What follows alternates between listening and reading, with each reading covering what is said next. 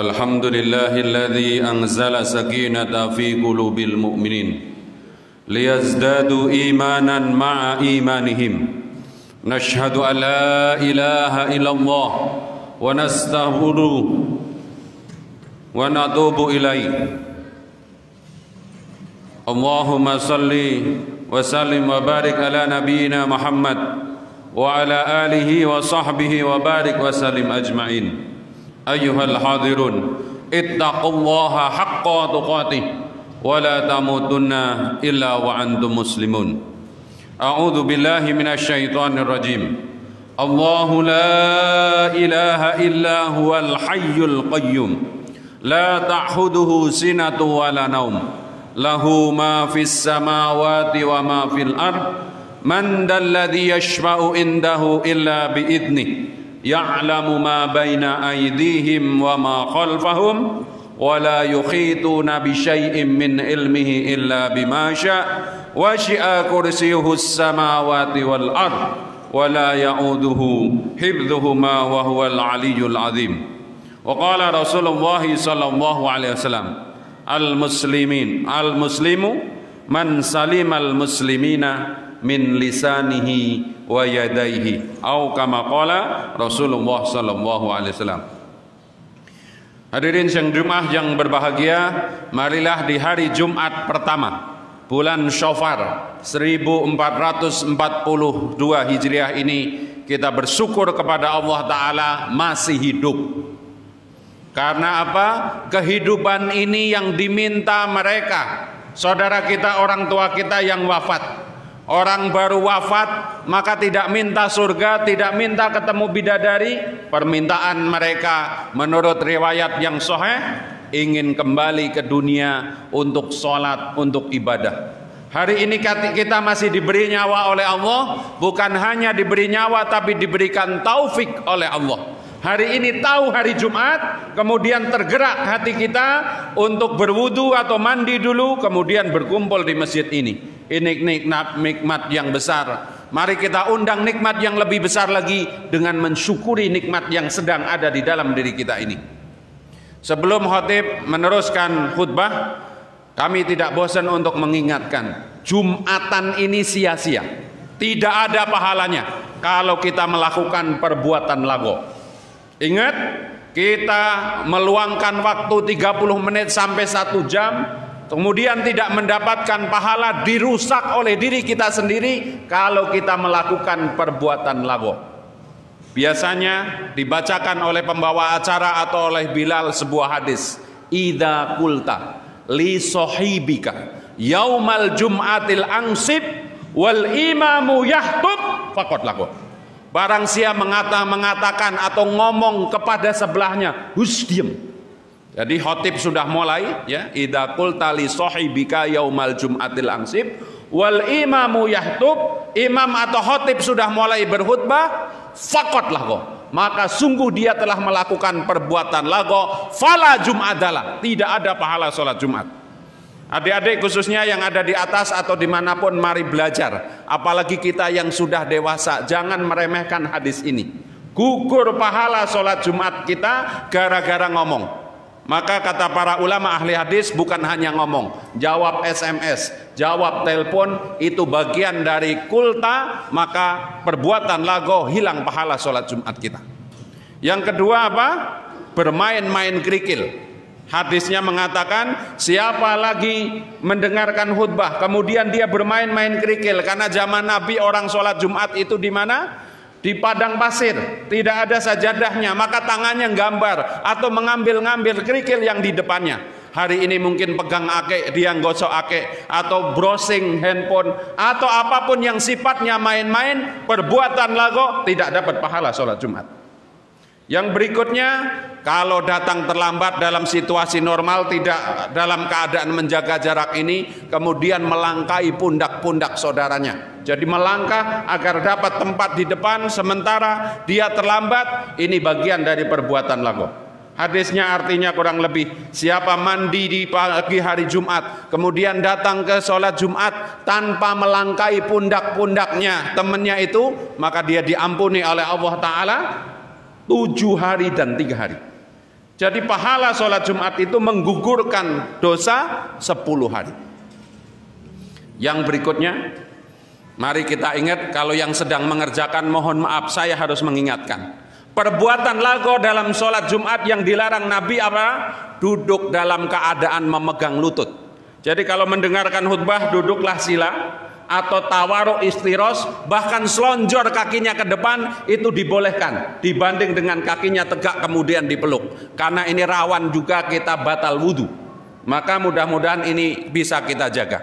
Yang terakhir, hati-hati. Makanya suaranya saya kencengkan sedikit, karena apa? Nabi mencontohkan begitu.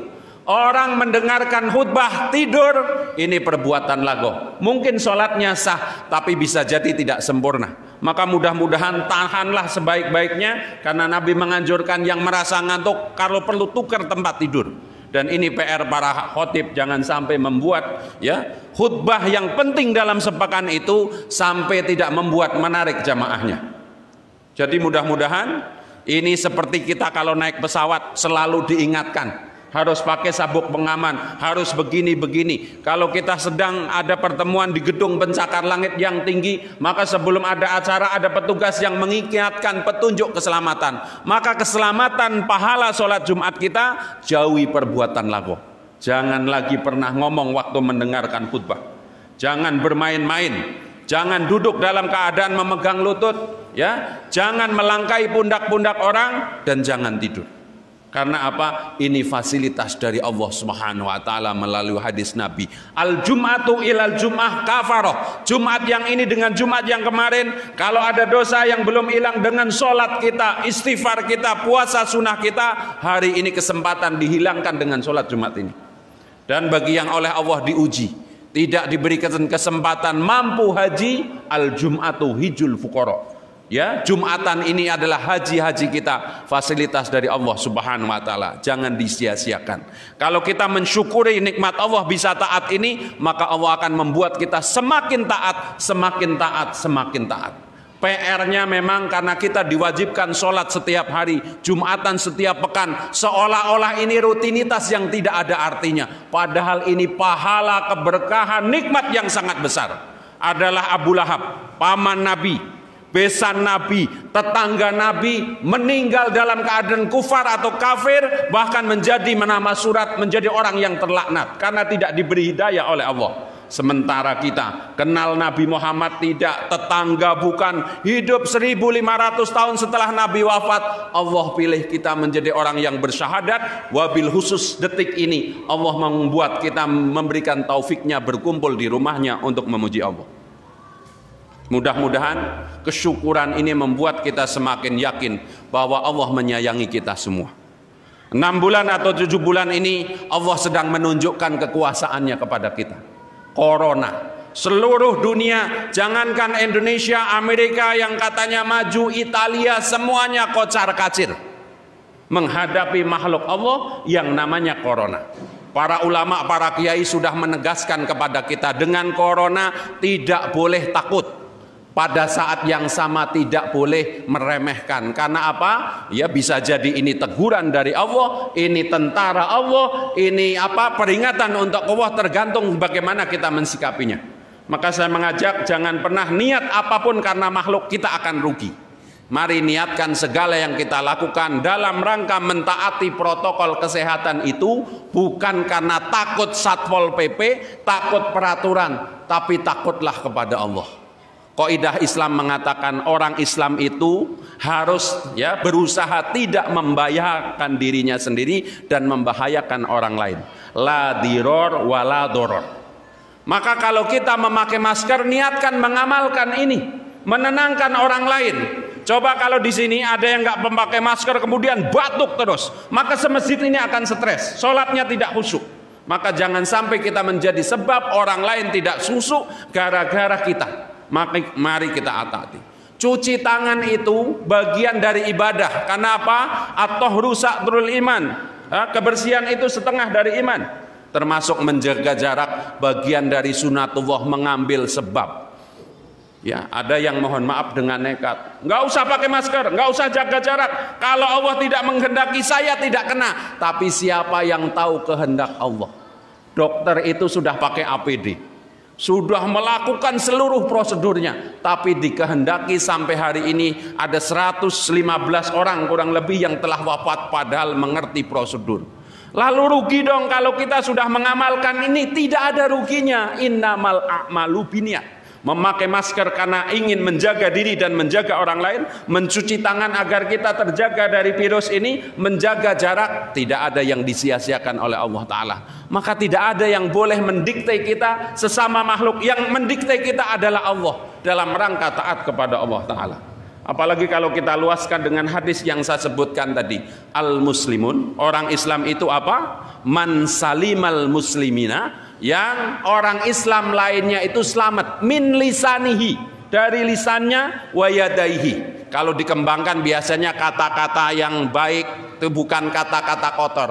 Kalau diterjemahkan letterlek sekarang, mulut kita itu mengandung bahaya, maka kita tutup. Atau seandainya terpaksa seperti saya harus ngomong, maka yang mendengarkan mayoritas harus tertutup. Ini bagian dari menjaga ketenangan. Sebagaimana kita pakai sabuk pengamangan, jangan diniatkan karena takut ditilang. Nyawa itu lebih mahal, badan ini lebih mahal, maka kita jaga. Kok sudah pakai sabuk pengaman, kecelakaan tetap sakit, itu qadarullah yang tidak bisa mengelak. Tetapi kita sudah mengambil sebab yang terbaik. Satu contoh untuk meyakinkan kita, kehendak Allah itu tidak ada yang bisa ngatur. Ada seorang pasangan suami istri, sudah 10 tahun menikah, sehat semuanya, tidak ada gangguan apa-apa, tapi oleh Allah diuji belum punya anak, padahal sah. Ada seorang remaja, mungkin baru lulus SMA atau lagi kuliah, sekali saja malam minggu kecelakaan, mereka kebablasan, kemudian tidur bersama, jadi anak. Di mana masalahnya? Itulah rahasia Allah. Maka mudah-mudahan saya mengajak, ya meskipun tingkatan kita belum menjadi wali Allah, mari bersikap dengan apapun, wabil khusus corona ini, kita tiru para wali-wali Allah. Para kekasih Allah menghadapi sesuatu itu apa? Allah takhafu wala tahzanu. Jangan pernah takut, jangan pernah sedih. Yang hari ini nggak usah disedihkan, yang hari esok nggak usah ditakuti. Syaratnya apa? Kita kembali kepada tuntunan Allah Ta'ala. Innalladzina qalu rabbunallahu summastaqamu tatanazzalu alaihimul malaikatu alla takhafu wa la tahzanu.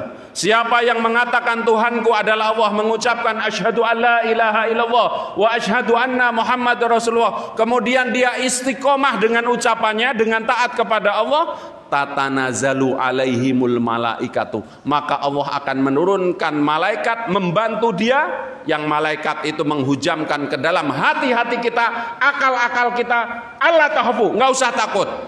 Wala tahzanu, tidak usah sedih.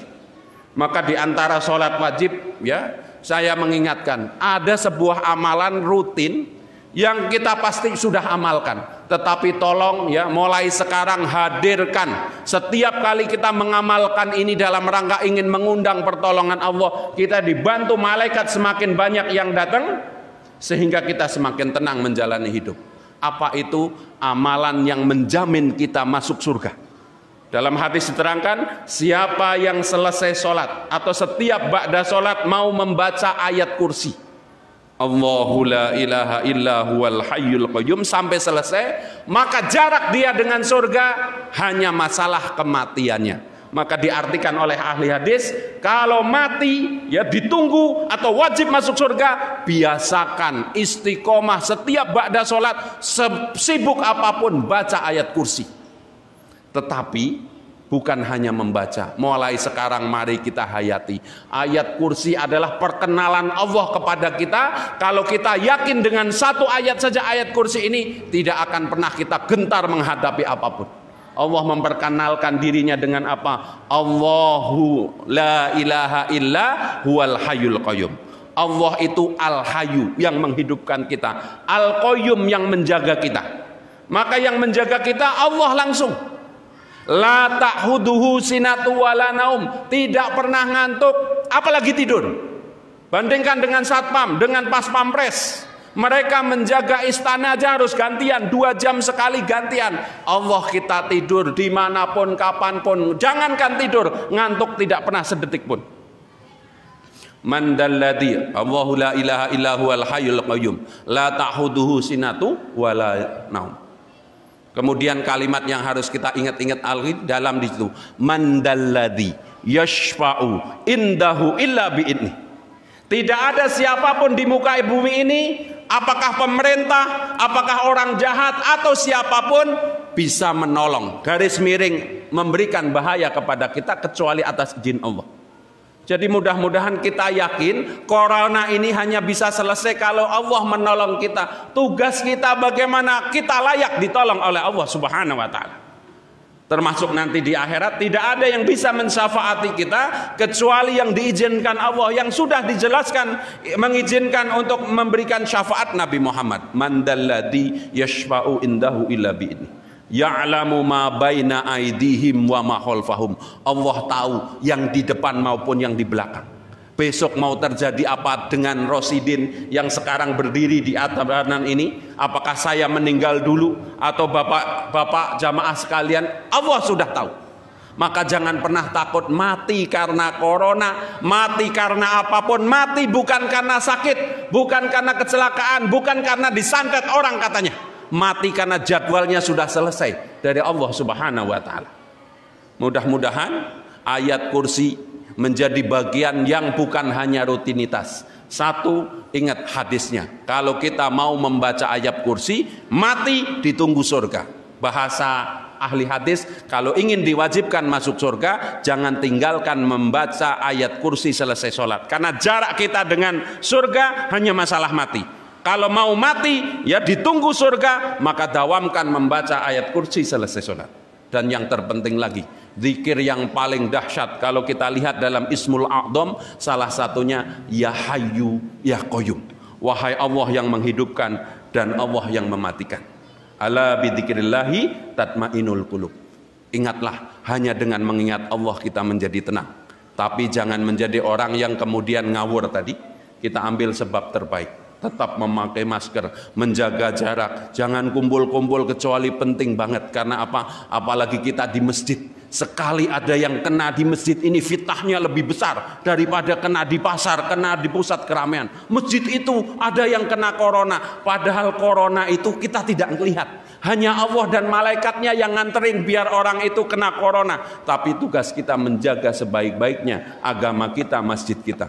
Aku li qauli hada li wa lakum fil Qur'anil azim wa nafa'ani bima fihi minal ayati wa dzikril hakim innahu huwat tawwabur rahim.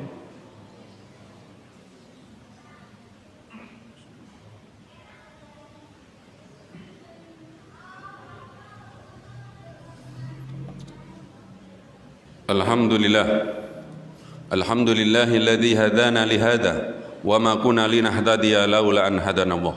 Asyhadu an la ilaha illallah wa asyhadu anna Muhammadan abduhu wa rasuluh la nabiyya ba'dah. Allahumma salli wa sallim wa barik ala sayyidina Muhammad wa ala alihi wa sahbihi wa barik wa sallim ajma'in. A'udzu billahi minasyaitonir rajim. Bismillahirrahmanirrahim. Wal 'ashr innal insana lafi khusrin illa illal ladzina amanu wa amilus solihati wa tawassaw bil haqq wa tawassaw bis sabr. Hadirin siang Jumat yang berbahagia, sebelum berdoa saya mengingatkan, salah satu solusi hidup kita langsung diajarkan oleh Allah adalah kita bertakwa. Wa may yatawakkal 'alallah fahuwa hasbuh. Ya. Wa may yattaqillaha yaj'alahu mahrajan wa yarzuqhu min haitsu la yahtasib.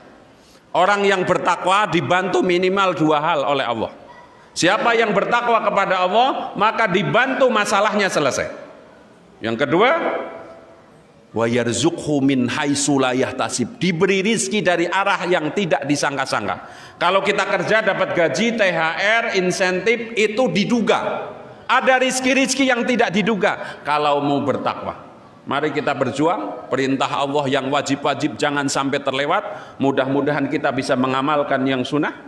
Apalagi yang larangan Allah 100% kalau bisa kita tinggal. Kemudian kita bertawakal, kita tunggu. Janji Allah itu pasti dibanding janji makhluk. Kalau kita bertakwa, maka akan diberi jalan keluar, ya, dan rizki dari arah yang tidak disangka-sangka. Ustadz, saya sudah bertakwa. Kalau kita sudah bertakwa, sudah taat dengan perintahnya, jauhi larangannya, kok tetap susah, itu namanya ujian. Allah ingin mengangkat derajat kita. Tapi kita belum takwa, sholatnya masih nggak jelas, ngajinya nggak jelas, mohon maaf, infak wajibnya nggak ada, apalagi yang sunnah, kok mengatakan, kenapa saya sudah bertakwa kok masih diuji? Itu mungkin kita sedang ditegur.